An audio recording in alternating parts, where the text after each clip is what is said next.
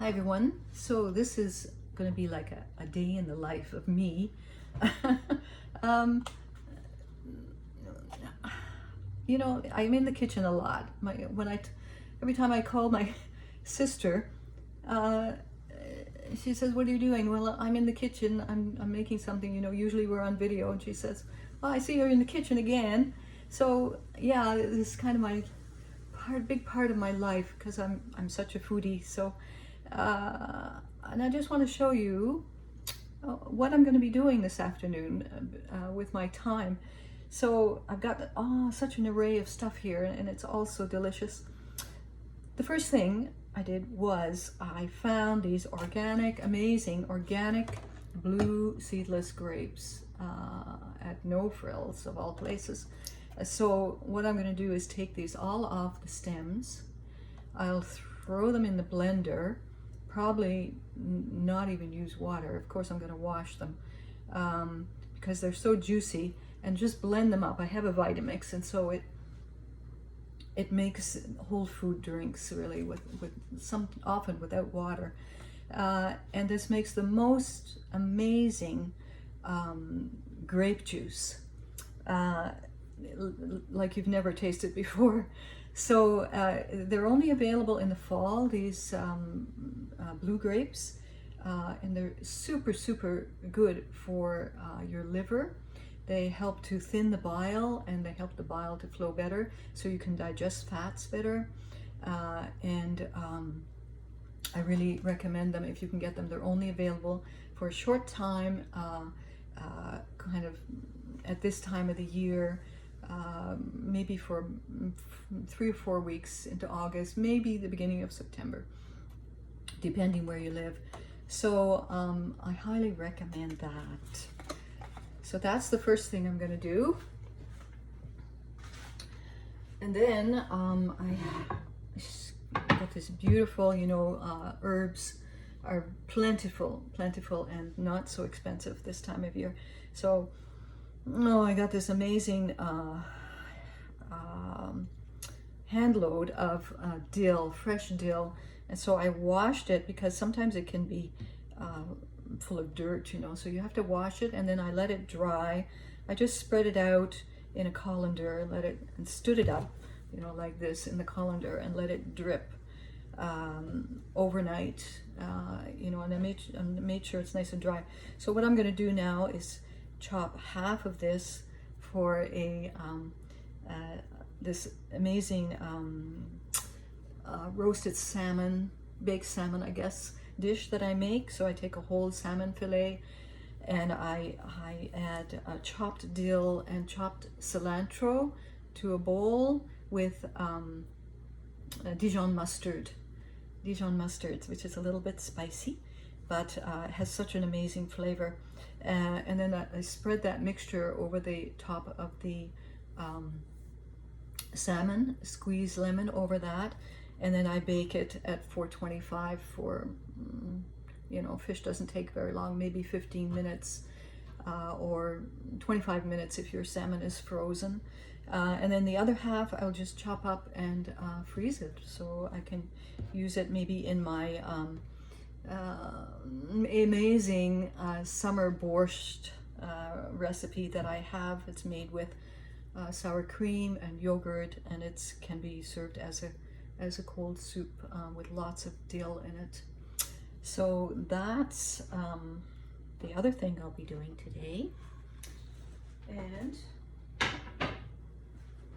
then I wanted to show you this kefir. I've been neglecting my kefir. I don't know, sometimes you may have bought kefir at the store, the grocery store. It comes in kind of like a kefir drink type of thing. But to make your own homemade kefir, I have to show you this. It's much more healthy for you, in the sense that it has many more probiotics, like billions really. And so if you can get kefir grains, this is what they look like when they're cultured. They get kind of gelatinous, I guess, and they grow and they multiply, and they're so fun to work with. You can get live kefir grains. Sometimes you can buy them online. I don't recommend buying the dried kefir grains because they're so very hard to rehydrate. It takes ages to rehydrate them to the point where they can actually do any culture your milk to any degree. But you can get, if you go on Facebook and you look at, you look for like Facebook groups for fermented foods or fermentation, or sometimes if you have a Weston A. Price group in your area, the people in that group will often have kefir grains and kombucha scobies and other things that make fermented foods. So I highly recommend, just keep asking around, put up a notice at the health food store asking for anybody who has live kefir grains. Often people give them away because they just keep multiplying if you're making kefir regularly, and people don't like to throw them out, so they tend to give them away or just charge a small amount for it. So I had neglected mine for like over 6 months since I moved from Halifax to St. John, and they had been in the fridge, stored in this jar, in milk, of course, after being cultured. So I've just poured them into the strainer, and it's draining now. So what I will do is take these grains. You can use a stainless steel strainer, or a plastic strainer, and a stainless steel spoon, but not aluminum or something like that. So I will just put these grains now into a new jar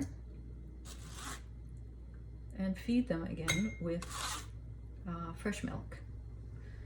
And of course you want to use organic milk always, to avoid the toxins that come with non-organic milk.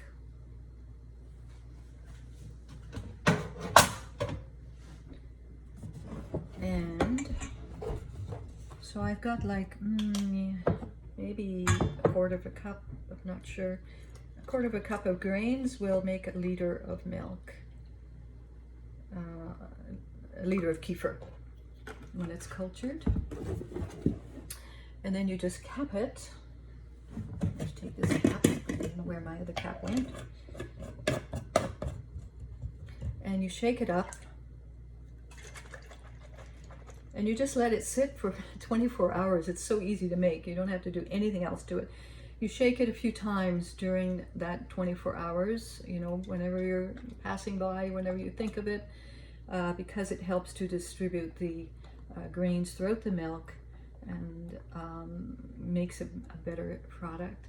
So there's a few ins and outs of making kefir, but that's the basics of it. You can use it to drain it afterwards to make kefir cheese. You just keep, you can make smoothies with the kefir. You can add it to guacamole or different dishes like that. It will, a little bit of probiotic foods, fermented foods every day will do so much for your health, much more than probiotic capsules. I don't even buy probiotic capsules anymore, because the bacteria, the healthy bacteria in those probiotic capsules it's all transient bacteria. It doesn't stick in your intestinal system, whereas fermented foods stays in you, so as far as I'm concerned, probiotic capsules are just a waste of time, and you don't need much fermented foods at a meal. Just a tablespoonful is often all that's needed for some people, depending on your Ayurvedic constitution. So like a Vata type person can eat a lot more, because the fermented foods are often sour and salty, and those tastes are good for Vata dosha. But if you're a pitta person or a kapha type person, then just a little bit of sour food, you know, even just a tablespoon. And there's so many different probiotic foods, such as brined pickles, kimchi. There's a what's it called? A cultured coconut drink. You just need a tablespoon a day. Sauerkraut, other types of fermented vegetables. So there's quite a bit of choice in terms of fermented foods, and clients who work with me, you know, I help them find the ones that are best for them, and also teach them how to make it. So that's the other thing I've done today. And you know, this sits out on the counter for 24 hours until it's cultured, and then it's strained, and then the kefir grains are put back into fresh milk. If you don't want to make another batch right away, you can store the kefir grains with the cultured milk, which is now would be kefir. You can store it in the fridge for a while. And I tend to mark it with a little sticky note that this one contains my grains, because I would have others in the fridge that I've already drained, and that's the ones that I would eat or drink in different ways. So these are sitting side by side. This would have a cap on it, of course, in the fridge, and they look the same. So that's why I mark the ones with the grains with a sticky note. Now, so that's that. What else am I doing today? I have this cantaloupe. What do you do with your cantaloupe? How do you eat it? How do you store it? So what I do with mine is I would wash it, of course, really well, cut it in half, and then cut it in slices, and then peel the rind off, and then cut it up into bite-sized pieces, and then I put it in a container and leave it in the fridge. And we would eat that over 2 days, my husband and I, and it's so refreshing. Melon, and always eat melon by itself. So you eat it between meals, you eat it as a meal in itself, but you never eat melon after a meal. You can eat it before a meal, like 20 minutes before a meal, and then it digests, because melon, for some reason, cantaloupes, honeydew melons, the green ones, watermelon, all those type of melons, they have a tendency to ferment food in your stomach, and it does not do your digestive system well at all. So that'll be a quick thing. The other thing I will be doing this afternoon is making ghee. See how low my ghee supply is.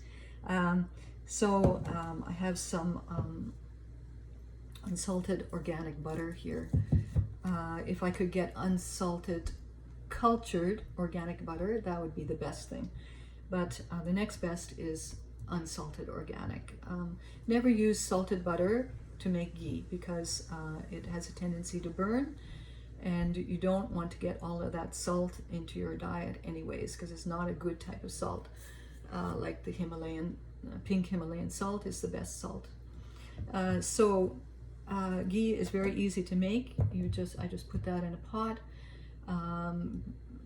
melt the butter, and then simmer it on low for 20-25 minutes until the milk solids kind of form a crust on the top, and the bubbles stop bubbling, because it'll bubble quite rapidly, and then bubbles get smaller and smaller and more quiet, so you listen to the ghee when it's being made. Yeah, so that's easy. Sorry for the noise. When I'm doing something in the kitchen, then I put a pot of butter on to cook into ghee. The other thing that I'm making this afternoon, which is really fast, is a chia pudding. So I would use a can of coconut milk. You can also use soy milk or almond milk, but I like the organic coconut milk because it doesn't have any additives. I would add maybe half a can of water to this, and probably about a cup of chia seed to this, and some vanilla essence or some vanilla powder, which I have, and blueberries, like 1 or 2 cups of fresh blueberries, or frozen, thawed, I guess would be better. This is an amazing, makes an amazing pudding. These chia puddings, and they're great for breakfast. They give you lots of energy, and they're great for snacks. And the other thing that I'm doing today is I'm soaking mung beans. So these are the green mung beans, which are very easy to digest. People who cannot digest beans can usually digest mung beans,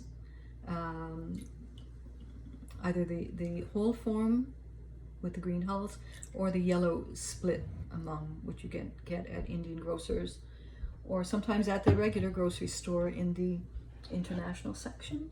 And then the other thing I'm soaking is chickpeas to make, I had a runaway chickpea there, to make hummus. You know, hummus is so expensive to buy, I find, especially if you want organic. So I have started making my own. And one of the things that I discovered about making hummus is that the traditional way is to not add any oil when you're making the hummus. You basically just use the liquid from the chickpeas. Fresh cooked is better rather than canned.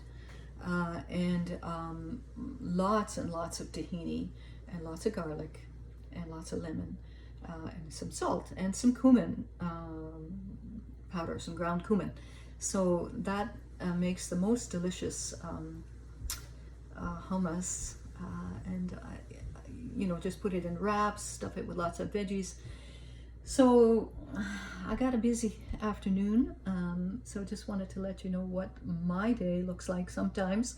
Not every afternoon looks like this, but today my husband is out, and so I am playing in the kitchen. Good, let me know how you like this video. Okay, thanks, bye.